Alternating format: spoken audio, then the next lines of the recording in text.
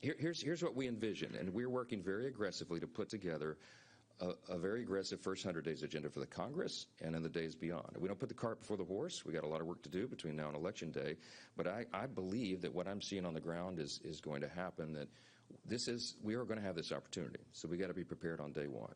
The first thing we want to do is promote investment and opportunity, and we do that by extending and building upon the Trump tax cuts. In 2017, we reduced the IRS's invasion into our everyday lives, and we let more of our hard-earned money be kept by those who earned it.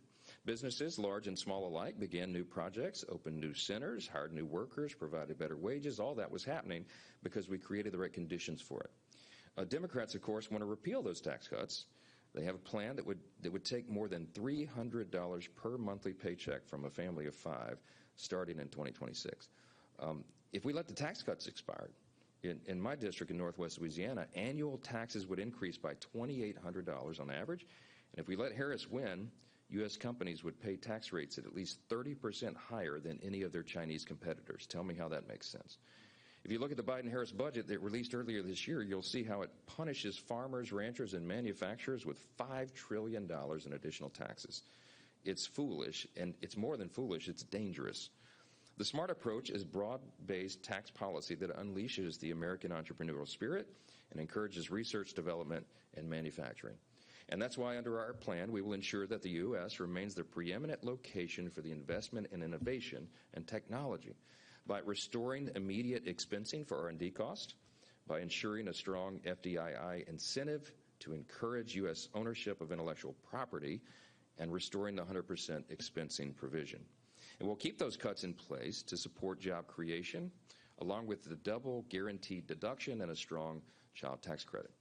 But unlike the Democrats' proposal, we will ensure that our tax policy respects the dignity of work, and it doesn't pay people for staying out of the workforce. Second, that's the first thing. Second thing, we'll use our economic weight to prioritize this country. That's what America First means. It's about being a good steward of what God has given us. It doesn't mean we're isolationists. It means we're good stewards. You take care of your own house before you take care of the neighborhood. And people have lost sight of that. Gone are the days of allowing China to steal our jobs and exploit our trade deals and hollow out our manufacturing sector. It's obviously not in our national interest to rely on communists for our energy and critical minerals and pharmaceuticals.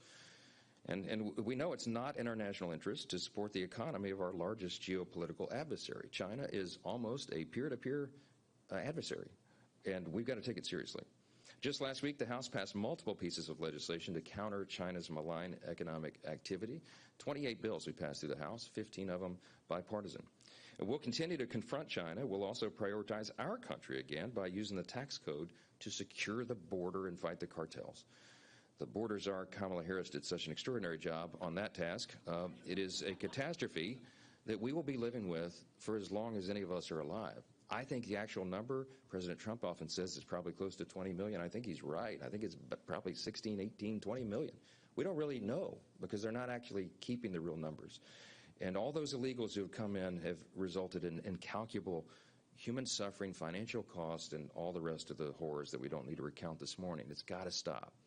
In addition to securing the border, we can use the tax code to deter illegal immigration and eliminate existing loopholes that reward illegal immigration. Third, we can revive and empower our energy sector. As a Louisianian, this is near and dear to my heart, right?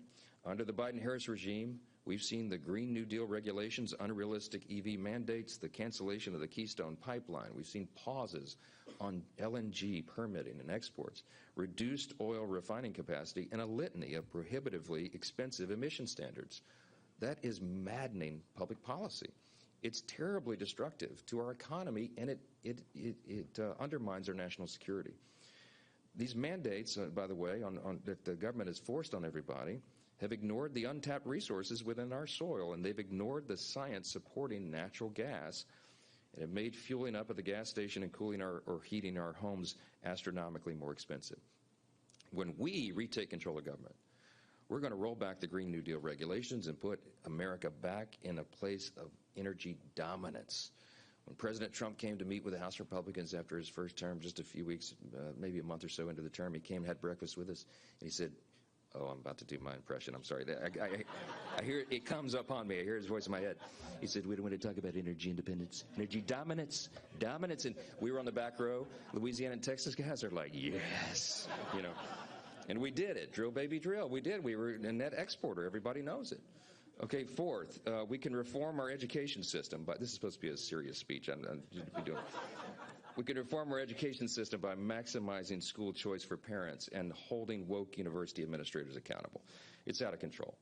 At the heart of the American pioneering spirit is the chance to learn so every citizen can help carry on our experiment in self-government. But we've seen how years of backfiring government programs and exploding administrator payrolls and the Biden-Harris loan cancellation gambit have only made it more expensive to get a degree. We've also seen how anti-Semitism and Marxism have overtaken our once great university campuses. We have professors who are indoctrinating our students, and they are destroying that pioneering spirit that our young people were once marked by. At the K through 12 level, woke teachers are trying to undercut the role and rights of parents and are making students less prepared for the future along the way. Parents deserve the chance to send their children to the school that best meets each child's needs. So we need to make sure parents have the proper resources and options for kids to learn and grow and thrive and become productive American citizens. Citizens who are ready to continue on our great American experiment. And finally, we can pursue again a policy of responsibility. Under President Biden, we crossed the dangerous threshold of $35 trillion in federal debt. With an interest on the debt now overtaking our defense spending, this is simply an unsustainable and, frankly, immoral position for us to be in.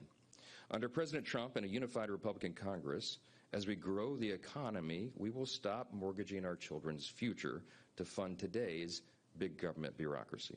We will cut the wasteful Green New Deal spending and the Democrats' so-called Inflation Reduction Act that is costing twice as much as it was advertised and is sending our taxpayer dollars to China.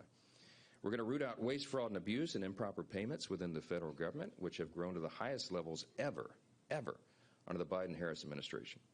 We're going to reduce the size of the federal workforce, and we're going to root out the hundreds of thousands of non-essential jobs that exist throughout the federal bureaucracy. You've heard President Trump and Elon Musk talk about some of this. We're going to look forward to creating a faster, more efficient, and less bloated federal government. Our government is going to be a responsible government with a reduced scope and with reduced spending.